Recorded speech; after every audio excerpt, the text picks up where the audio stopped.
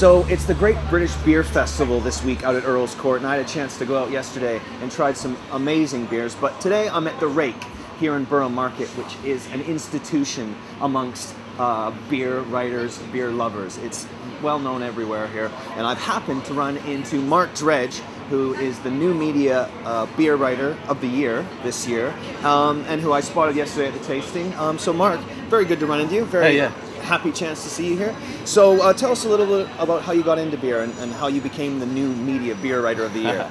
Well, I just got into beer, drinking at university, drinking with mates. Come out of it, I wanted to write something, had lots of things to say, decided that I could write about it and worked out that I could write about it online, set up a blog which is pencilandspoon.blogspot.com.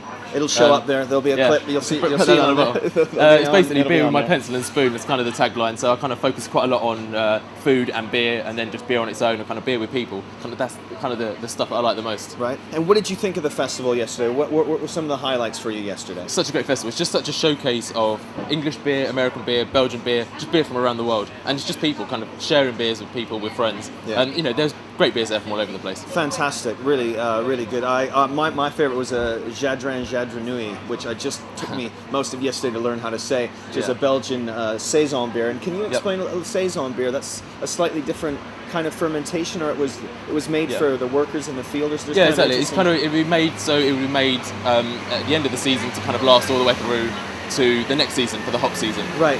But this is a new style saison, and it's using hops from America. So the guys that set up the brewery, they're hop merchants. So they work in Belgium, and they're hop merchants for the hops in the Northwest America. Right. So we're getting so many good, exciting hoppy flavours from over there. Right. They come over, and then they kind of start up their own brewery. The Americans are kind of they are leading the way in a lot of stuff, according to a lot of without a doubt the writers from what I'm hearing in terms of people that are serious about beer is it's sort of where the torch has been passed to in terms of definitely. But the UK is following on fantastically. Right. They're using that influence and they're kind of merging it with what we have in the UK already. So you're finding 4% session beers with these great hops in it that are so drinkable, so fruity, so fresh.